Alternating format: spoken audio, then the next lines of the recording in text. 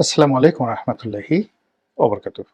সম্মানিত দর্শক, বাংলাদেশের সাবেক প্রধানমন্ত্রী শেখ হাসিনা যদিও তিনি নিজেকে সাবেক মনে করেন না। তিনি মনে করেন যে এখনো তিনি বাংলাদেশের বৈধ প্রধানমন্ত্রী। বিশেষ একটি অবস্থার কারণে তিনি বাংলাদেশ থেকে দিল্লিতে গেছেন বা ভারতে গিয়েছেন। আবার সময় এবং সুযোগ মতো তিনি ফিরে আসবেন।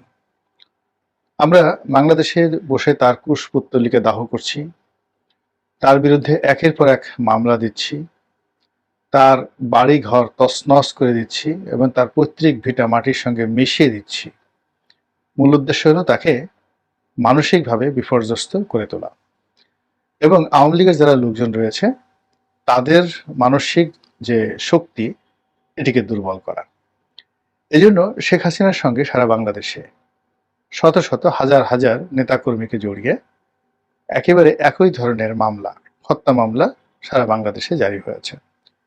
আওয়ামী লীগের অনেক শীর্ষ যারা নেতৃবৃন্দ রয়েছেন তাদেরকে গ্রেপ্তার করা হয়েছে এবং গ্রেপ্তার করার পর তাদের সঙ্গে যে আচরণ করা হচ্ছে এটি নজিরবিহীন। আমরা জেলখানার ভিতরে কিছু ঘটনা ঘটেছে বলে শুনতে পাচ্ছি, যেহেতু তথ্য উপাত্ত নেই কাজে এই বিষয়গুলো বলা যাবে না। একটা ভিডিও ফুটেজ আমরা দেখেছি যেখানে হাসানুল হক ইনু সাহেবের সঙ্গে যে আচরণ করা হয়েছে এটি এই বাংলায় কখনো ঘটেনি।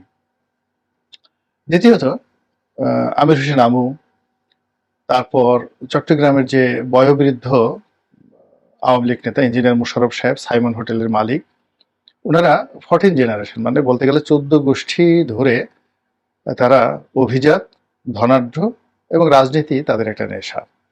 তো সেই মানুষ কর্নেল ফারুক খান, যিনি এখন যথেষ্ট বয়োবৃদ্ধ হয়ে গেছেন, তিনি, এরপর অন্যান্য যারা ধরা পড়েছেন সবাইকে, ইনক্লুডিং সালমান এফ রহমান কিংবা সাবেক আইনমন্ত্রী তাকে সহ যেভাবে অপমান করা সম্ভব, মাথায় হেলমেট পরিয়ে, তারপর বুলেট প্রুফ জ্যাকেট পরিয়ে, কখনো সামনে হ্যান্ডকাপ পরিয়ে, কখনো পিছনে হ্যান্ডকাপ পরিয়ে, অর্থাৎ পিঠ মোড়া করে বেঁধে হ্যান্ডকাপ পরালে যে অবস্থা হয় ঠিক ওইরকম ভাবে তাদেরকে কোর্টে তোলা হচ্ছে। এবং যখন তাদেরকে কোর্টে তোলা হচ্ছে ওই সময়টিতে যেন একটা ক্যামেরার ট্রায়াল হয়, অর্থাৎ লোকজন দেখে, সাংবাদিকরা ছবি তুলতে পারে, সামাজিক মাধ্যমে সেগুলো যেন ভাইরাল হতে পারে। এই জন্য পিঁপড়ার মতো ধীরে ধীরে ধীরে ধীরে তাদেরকে শো করা হয়। যে কাজটি 5 মিনিটে করা সম্ভব সেটি হয়তো 25 মিনিট বসে ধীরে ধীরে ধীরে ধীরে তাদেরকে কোর্ট কাছারিতে তোলা হয় যেন তাদের এই দুরবস্থা লোকজন দেখতে পারে। এর মূল কারণ হলো আওয়ামী লীগের যারা নেতাকর্মী রয়েছেন, সমর্থক রয়েছেন, তাদের মনে ভয়